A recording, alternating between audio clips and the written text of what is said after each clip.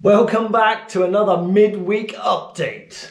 Right, where are we? I'm going to start off with the doors. When I made a mistake last midweek update and said the doors are on. That was like a slight slip of the tongue. What I meant was the door is on.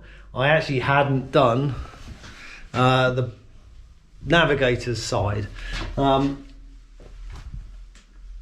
And I know, again, I said I'm not worried about panel gaps, which I'm not, but I do need to do a bit of adjustment of one of the corners. I think that's just about right at the moment, because I just don't want metal on metal because all the paint will chip off. So that's something I've been messing around with, and obviously cleaning up the hinges.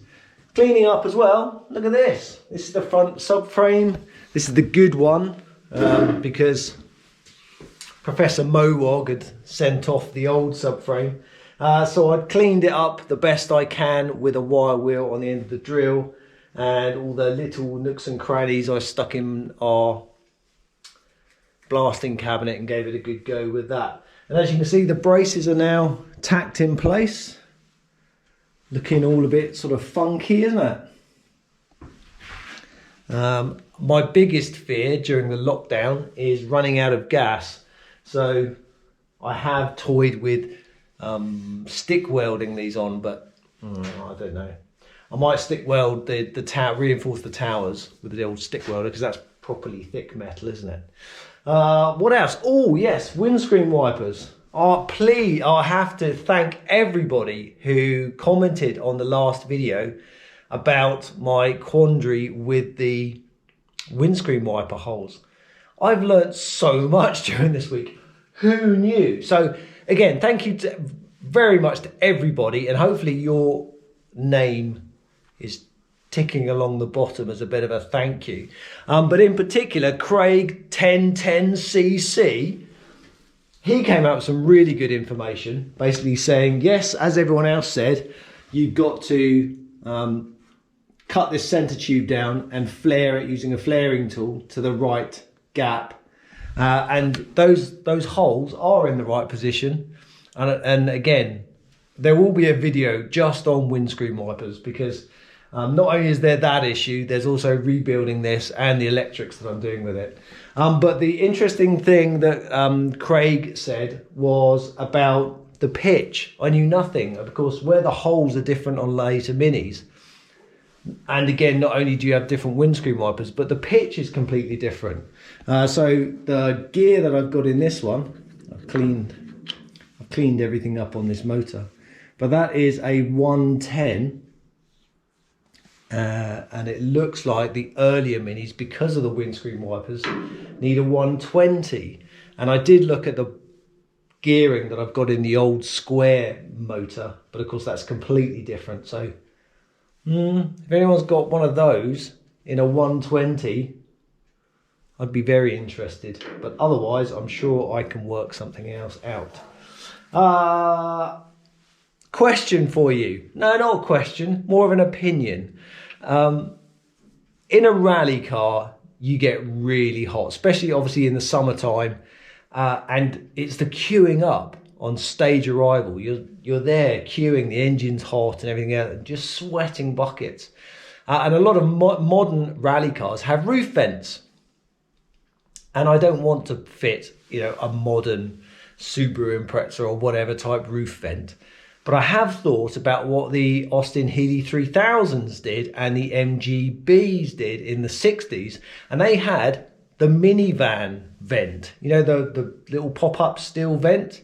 So they incorporated those into the works cars. And I thought, well, can I not do like a twist on that and basically have the minivan vent where a modern roof vent would be, so it opens up facing forward, so we can at least get some fresh air through the top.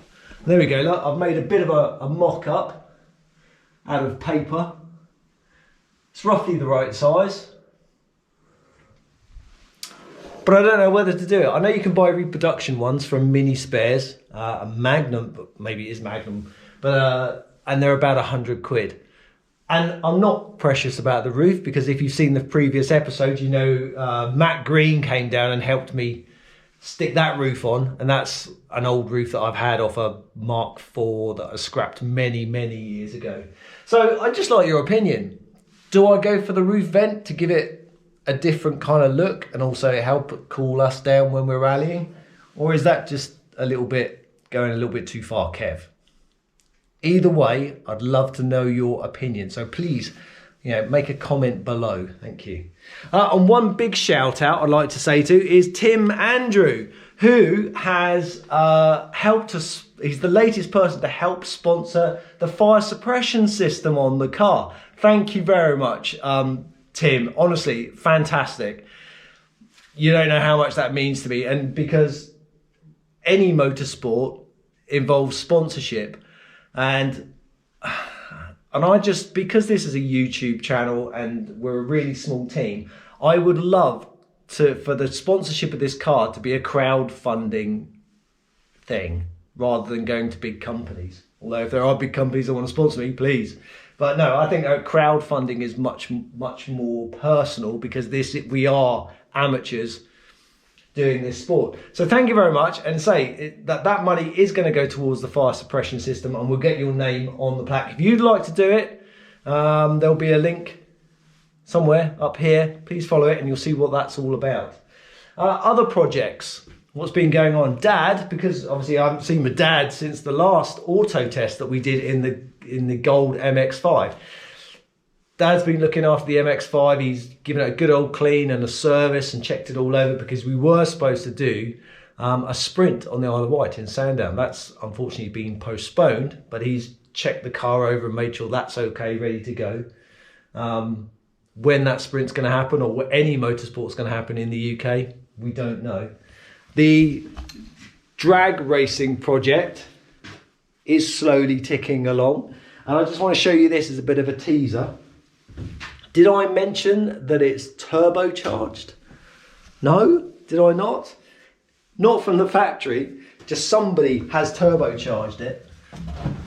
Oh, look at that! It's ridiculous. So I'm just in the process of cleaning that up and giving it I want to strip it down and inspect it and make sure it's not completely toast or a waste of time. I will put it back on the car purely for giggle factors and for the originality of the person who modified it originally. So I think that's pretty much it for a mid-week update. So again, thank you very much for everyone's advice on the windscreen wipers, and I'd love to know your opinion on the roof vent. So until next week, ta-ta for now.